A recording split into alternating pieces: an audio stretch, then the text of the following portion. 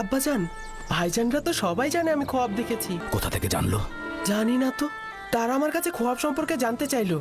আমি যখন বলিনি, তারা আমার উপর চড়াও হয়েছে। বেলে, জি আল্লাহর নবী। এখন পর্যন্ত তুমি যা কিছু করেছো আমি শুধু মুখ বুজে সহ্য করেছি। আমি নীরবে থেকেছি যাতে তুমি নিজেকে গুটিয়ে নাও, কিন্তু তুমি পণ করেছো যে ভাই ভাইয়ের মধ্যে অশান্তি সৃষ্টি না করে তুমি শান্ত হবে না। দেখুন খোদার নবী, আমি এগুলোর কিছুই জানি না। আমি মিথ্যে বলছি না। আমি গত রাতে তোমার ঘরের পাশে অবস্থান করছিলাম, যেখানে ইউসুফ ঘুমিয়েছিল। স্বপ্নের ব্যাখ্যা নিয়ে সেখানে কথা হয়েছিল। এটা আমি ও ইউসুফ ছাড়া তো অন্য কারো একেবারে জানার কথা নয়। এবার তুমি আমাকে বলো, তুমি ছাড়া তো এই খোয়াবের ব্যাখ্যা আর কারো শোনার কথা নয়। আমি কসম খাচ্ছি, আমি আসলে মিথ্যে বলছো তুমি, মিথ্যে বলছো।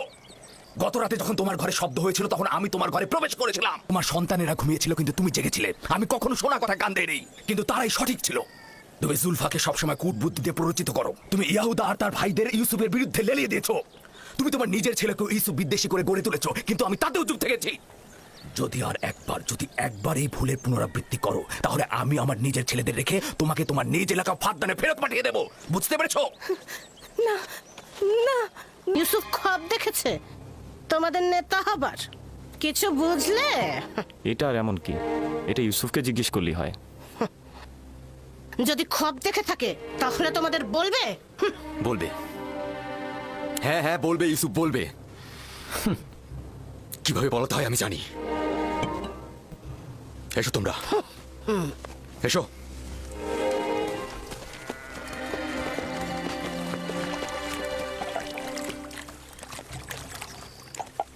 ইয়াহুদা, সবুর করো।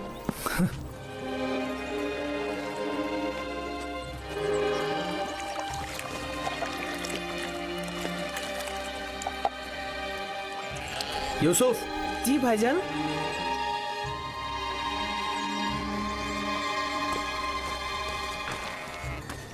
ইউসুফ আমার ভাই, তুমি কি জানো আমরা সবাই তোমাকে কত ভালোবাসি?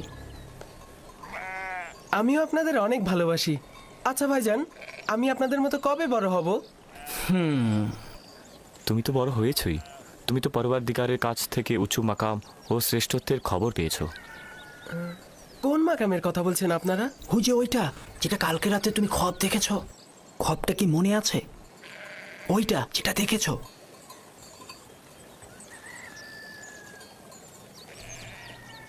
আমরা যখন জানতে পারলাম যে তুমি খোয়াব দেখেছো, যে তুমি উচ্চ মাকামে পৌঁছবে, আমরা কিন্তু খুশি হয়েছি। আব্বাজান কি আপনাদের স্বপ্নের কথা বলেছে? আমি আব্বাজানকে ছাড়া কাউকে বলিনি। না, আব্বাজান বলেনি, আমি নিজেই শুনেছিলাম। অর্ধরাতে উঠানে এসেছিলাম, তখনই শুনেছি আব্বাজান তোমাকে বলছে যে তুমি কাউকে বলো না যে তুমি ভবিষ্যতে উঁচু মাকামে পৌঁছাবে। তোমার খবরটা আমাদের শোনাবে? আসলে আব্বাজান তো কাউকে বলতে নিষেধ করেছে, আর সেটা তো আপনারা শুনেছেনই। তাতে কি হয়েছে? তোমার ভাইরা তো তোমার আনন্দে শরিক হতে চাচ্ছে। আমি জানি আপনারা আমাকে অনেক ভালোবাসেন। খোয়াবের কথা বললেও কোনো সমস্যা নেই, কিন্তু আব্বাজানের ফরমান আমি অমান্য করতে পারবো না। আমি দুঃখিত। আমি আব্বাজানকে অবশ্যই বলবো তোমরা ইউসুফকে মারার চেষ্টা করেছো। থামো আমার বোন দিনহে, ইউসুফকে মারার আমাদের কোনো ইচ্ছে নেই। আমরা তো আসলে ইউসুফকে অনেক বেশি ভালোবাসি।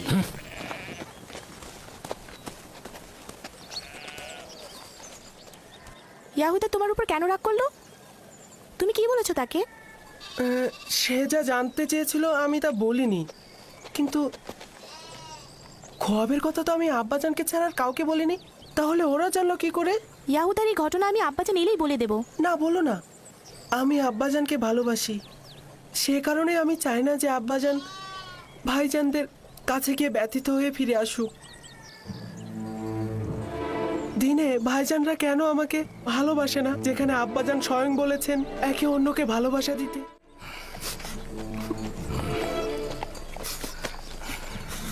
এদিকে এসো, দেখো আমি গম এনেছি। সালাম আব্বাজান। সালাম।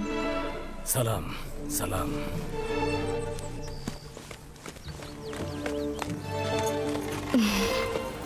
আপনি তো দেখছি অনেক ক্লান্ত হয়ে পড়েছেন। বেলহে জাতাফল প্রস্তুত করো, গম ভাঙাতে হবে, রুটি তৈরি করতে হবে। তো এই বছরের প্রথম ধাপের গম খড় ও দানা কষ্ট করে আলাদা করা হয়েছে। এসো পুত্র আমার।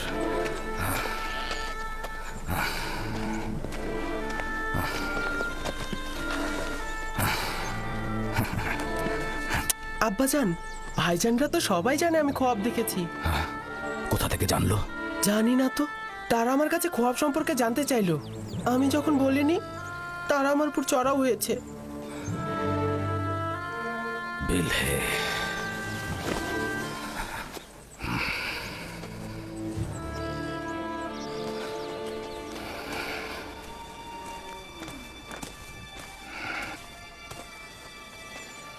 বিলহে, জি আল্লাহ নবী। এখন পর্যন্ত তুমি যা কিছু করেছো আমি শুধু মুখ বুজে সহ্য করেছি। আমি নীরবে থেকেছি যাতে তুমি নিজেকে গুটিয়ে নাও, কিন্তু তুমি পণ করেছো যে ভাই ভাইয়ের মধ্যে অশান্তি সৃষ্টি না করে তুমি শান্ত হবে না। দেখুন খোদার নবী, আমি এগুলোর কিছুই জানি না। আমি মিথ্যে বলছি না। আমি গত রাতে তোমার ঘরের পাশে অবস্থান করছিলাম, যেখানে ইউসুফ ঘুমিয়েছিল। স্বপ্নের ব্যাখ্যা নিয়ে সেখানে কথা হয়েছিল। এটা আমি ও ইউসুফ ছাড়া তো অন্য কারো একেবারে জানার কথা নয়। এবার তুমি আমাকে বলো, তুমি ছাড়া তো এই খোয়াবের ব্যাখ্যা আর কারো শোনার কথা নয়। আমি কসম খাচ্ছি, আমি আসলে মিথ্যে বলছো তুমি, মিথ্যে বলছো। গত রাতে যখন তোমার ঘরে শব্দ হয়েছিল তখন আমি তোমার ঘরে প্রবেশ করেছিলাম। তোমার সন্তানেরা ঘুমিয়েছিল কিন্তু তুমি জেগেছিলে। আমি কখনো শোনা কথা কান দেই, কিন্তু তারাই সঠিক ছিল। তুমি জুলফাকে সবসময় কূটবুদ্ধি দিয়ে প্ররোচিত করো। তুমি ইয়াহুদা আর তার ভাইদের ইউসুফের বিরুদ্ধে লেলিয়ে দিয়েছো।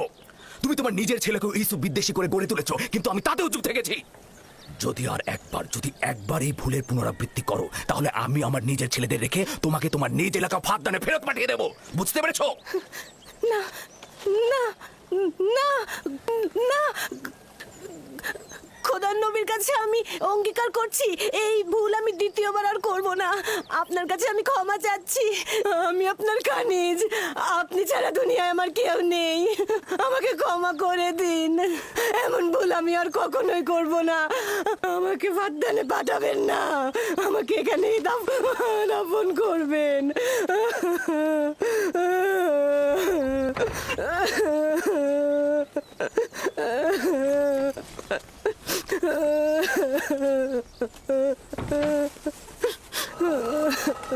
এটাতে কোনো সন্দেহ নেই যে সূর্য আমাদের আব্বাজান আর চন্দ্র হচ্ছে আমাদের আম্মাজান।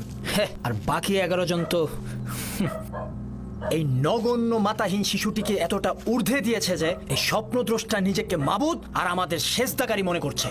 শুধু আমরা নয়, আব্বাজান আম্মাজানকেও সেই সেজদাকারীর অবস্থায় রেখেছে। আজ এখান থেকে কেউ বের হবে না যতক্ষণ না পর্যন্ত ইউসুফ এবং আমাদের ভাগ্য নির্ধারণ হচ্ছে। আমি আমার সকল সন্তানকে অনেক বেশি ভালোবাসি, কিন্তু ইউসুফের প্রতি বিশেষ আগ্রহ খোদাবন্দের ইউসুফের প্রতি বিশেষ অনুগ্রহের কারণে। আশা করি আমার সকল সন্তানেরা এটা বুঝতে পারবে।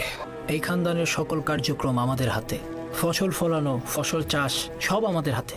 ভেড়াগুলোকে চরণভূমিতে নিয়ে যেতে হবে, নেকড়ের হাত থেকে রক্ষা করা, খাদ্য সামগ্রী, কৃষিকাজ, জল সরবরাহ, ভেড়া পালন সব আমাদের হাতে।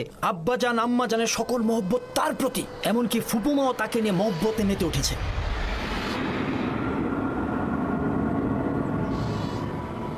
আমরাও মানবো না, কিন্তু তুমি কি করতে চাচ্ছ এখন? হ্যাঁ, সম্ভবত তুমি বলবে ধৃষ্টতা, কিন্তু আমি বলবো যে ইউসুফকে হত্যা করা হোক। এই কথা খুবই বিপজ্জনক। এই কথা আর কখনো মুখে আনবে না তুমি। কেন আমি মুখে আনবো না লাবি? এরকম বৈষম্যমূলক আচরণের জন্য আমাদের আব্বাজানকে শাস্তি দেওয়া হবে, আর রাহেলের সন্তানের নেতৃত্বের আকাঙ্ক্ষাকে কবর দিয়ে দেব। যদিও আমি তোমার মতো এতটা দৃষ্ট নই, কিন্তু আমি তোমার এই সিদ্ধান্তের সাথে একমত। হ্যাঁ ঠিক, আমিও তোমাদের সাথে একমত।